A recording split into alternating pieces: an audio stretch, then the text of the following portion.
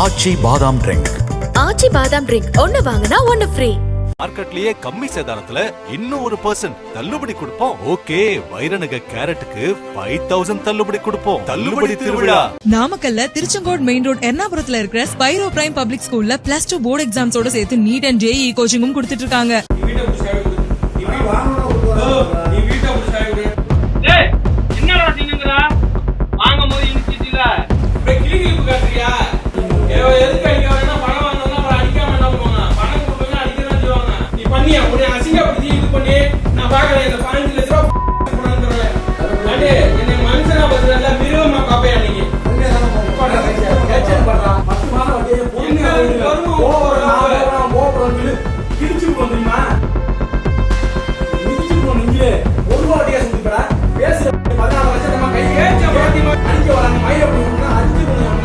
தஞ்சாவூர் மாவட்டம் விளார் சாலையைச் சேர்ந்தவர் 59 வயதான பத்மநாபன். இவர் வடக்கு வாசல் பகுதியைச் சேர்ந்த திமுக நிர்வாகியான பப்பு என்ற கிருஷ்ணமூர்த்தி என்பவரிடம் மதுபான கூடத்தை குத்தகைக்கு எடுத்து நடத்தி வந்துள்ளார். இதற்காக மாதந்தோறும் ஒரு குறிப்பிட்ட தொகையை கிருஷ்ணமூர்த்தியிடம் கொடுத்து வந்துள்ளார். இந்த நிலையில் கொரோனா தொற்று காலத்தில் மதுபான கூடங்களுக்கு பல்வேறு கெடுபிடிகள் விதிக்கப்பட்டதால் பத்மநாபனின் தொழில் மொத்தமாக முடங்கியது. போதிய வருமானம் இல்லாததால் பத்மநாபனால் கிருஷ்ணமூர்த்திக்கு பணம் கொடுக்க முடியவில்லை. இந்த சூழலில் தனக்கு கொடுக்க வேண்டிய தொகைக்கு கிருஷ்ணமூர்த்தி அதிக வட்டி கேட்டதாக தெரிகிறது. இந்த விவகாரத்தில் இருவருக்கும் இடையே தகராறு ஏற்பட்ட நிலையில் பத்மநாபனை கிருஷ்ணமூர்த்தியும் அவரது சகோதரரும் சேர்ந்து சரமாரியாக தாக்கியுள்ளனர். இந்த தாக்குதலில் பலத்த காயமடைந்த பத்மநாபன் தஞ்சாவூர் அரசு மருத்துவமனையில் அனுமதிக்கப்பட்டார். அங்கு மருத்துவர்களால் சிகிச்சை அளிக்கப்பட்டு வந்த பத்மநாபன் திடீரென உயிரிழந்தார். இதுகுறித்து உயிரிழந்த பத்மநாபனின் மகள் ராகவி மேற்கு காவல் நிலையத்தில் புகார் அளித்தார். அந்த புகாரின் பேரில் வழக்கு பதிவு செய்த போலீசார் திமுக நிர்வாகியான பப்பு என்கின்ற கிருஷ்ணமூர்த்தி, அவரது தம்பி முத்துக்குமார் மற்றும் பாஸ்கர் ஆகிய 3 பேர் மீது கந்து வட்டி கேட்டு கொடுமைப்படுத்தியது உள்ளிட்ட 2 பிரிவுகளின் கீழ் வழக்கு பதிவு செய்தனர். அதோடு அவரிடம் மேற்கொண்ட தீவிர விசாரணைக்கு பிறகு கிருஷ்ணமூர்த்தியை கைது செய்து சிறையில் அடைத்தனர். மேலும் இந்த வழக்கில் சம்பந்தப்பட்ட தலைமறைவாகியுள்ள 2 பேரை போலீசார் தீவிரமாக தேடி வருகின்றனர். இதற்கிடையே பத்மநாபனின் உடல் பிரேத பரிசோதனைக்கு அனுப்பப்பட்ட நிலையில் அதன் முடிவில்தான் பத்மநாபன் தாக்கப்பட்டதில் உயிரிழந்தாரா அல்லது உடல்நலம் பாதிக்கப்பட்டு உயிரிழந்தாரா என்பது தெரியவரும் என போலீசார் கூறுகின்றனர். இந்த சூழலில் கிருஷ்ணமூர்த்தி மற்றும் அவரது கூட்டாளிகள் பத்மநாபனின் வீட்டிற்கு சென்று பணம் கேட்டு மிரட்டும் வீடியோ காட்சிகள் வெளியாகி பொதுமக்களிடையே பரபரப்பை ஏற்படுத்தியுள்ளது.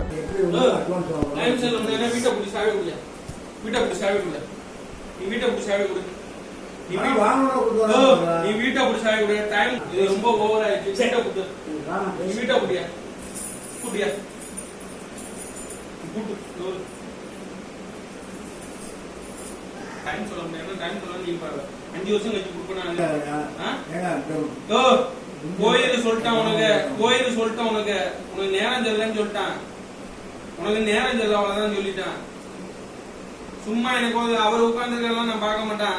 எனக்கு பணம்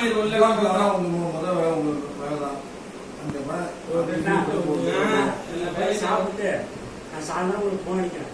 என்ன ஏதாவது கேட்டு நான் டீட்டெயில் சொல்லுவேன். அதுக்கப்புறம் இன்வெஸ்ட்மெண்ட் எங்கேயும் போக கூடாது.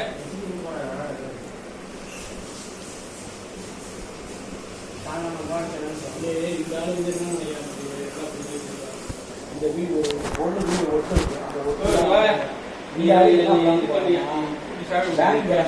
நம்ம கடை நடத்தி என்ன சொன்னா என்னமோ சொன்னீங்க.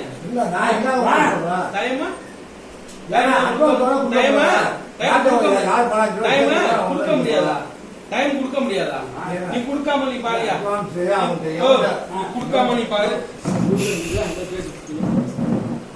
நான் சொல்ற புரிஞ்சுக்கீங்க. நான் சொல்றேன். இங்க பாரு நான் சொல்றேன்.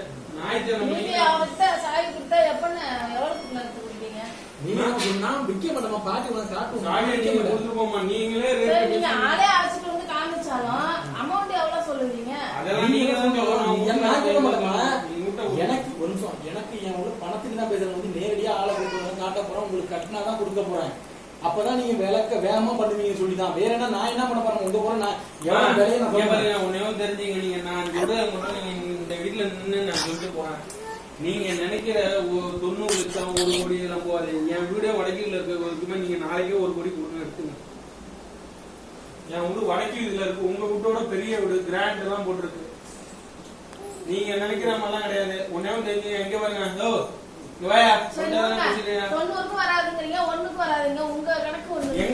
எங்களுக்கு தேவையான உங்க வீட்டு பொருளை என்னையா நீ என்ன பிரச்சனை பண்ணணும்னு நினைக்கிறியா? சும்மா கடுப்பு ரூபாய் என்னையா நினைச்சிட்டு இருக்கா? என்ன நினைச்சிட்டு இருக்கான்னு இல்ல என்ன நினைச்சிட்டு இருக்கான்னு நீ பிரச்சனை பண்ற மாதிரியா பண்ணிட்டு இருக்க. நீ என்னதான் பண்ணியா பண்ணியா பாப்போம். நீ பண்ணியா நான் உட்காரேன் இங்கே. நீ பண்ணியா உன்னை அசிங்கப்படுத்தி இது பண்ணி நான் பாக்குறேன். உட்காரியா நீ பாக்குற. நீ போறியா? நீ போடியா? நீ என்ன இங்க வரையா? இரியா இரியா நீ இங்க வர. என்னை மனுஷன் இங்க வர என்னை மனுஷனா பத்திர மிருகமா பாப்பையா? அன்னைக்கு பாரியா நீ பாரியா? நீ என்ன பண்ற? நீ பாக்குறேன் பாருங்க. எடுத்து போடு எடுத்து கோவப்பட நான் பொறுமையா பொறுமையா தானே பணம் வாங்கிட்டு மொத்தமா 15 மாசம் 10 மாசம் வட்டியை பொறுமையா கோவப்படம் சொல்லி கிழிச்சு விடுவோம் தெரியுமா? சாப்பிடாம உட்காந்துட்டு உன் வீட்டுல வந்து உட்காந்துடா மிதிச்சு விடுவோம் நெஞ்சிலே. 15 மாசம் 10 மாசம் கையில நடக்காடா பேரப்புல நடக்கிற புடிச்சு வந்து 1 ரூபா வட்டியா சுத்திப்படா. பேசுற மாதிரி 14 லட்சம் நம்ம கையை பொறுமையா போயிட்டு இருக்கேன். அரசியல போகணும் மரியாதையா போகணும். சரி 4 பேருக்கு வெளியில தெரியக்கூடாது. கொடுத்த மாதிரி வாங்கணும் போகிறேன். மொத்தம் வட்டி கொடுத்துறாங்க. 5 லட்சம் ரூபாய் வட்டி கொடுத்துறேன். 1 ரூபா கொடுத்துக்கிறேன். முடியும் 14 லட்சம் கணக்கு 1 ரூபா கொடுத்துக்கிறேன். நின்று போச்சு 1 ரூபா நீ கொடுக்கிறா. கத்தி மாதிரி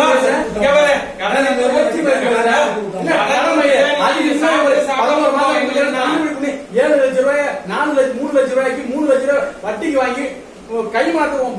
பொண்ணு 20,000 அனுப்புங்க அக்கௌண்ட் அனுப்புனீங்க 15,000 30,000 கை மாத்து வாங்கியிருக்க.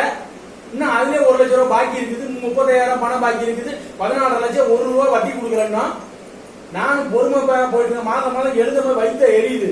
மாத்தி எழுதி வைக்கும் போது 1 ரூபா வட்டி கொடுக்குறியா? இந்த கணக்கு கையெழுத்து போடுறது 1 ரூபா கொடுத்துருக்கியா? முன்னாடி கையெழுத்து போட்டு ஆண்டு பேர கூட போறது தூக்கிட்டு வந்து கையில தூக்கிட்டு வந்து கையெழுத்து போட்டியா? மனசாட்சி கொடுத்து சொல்லியா?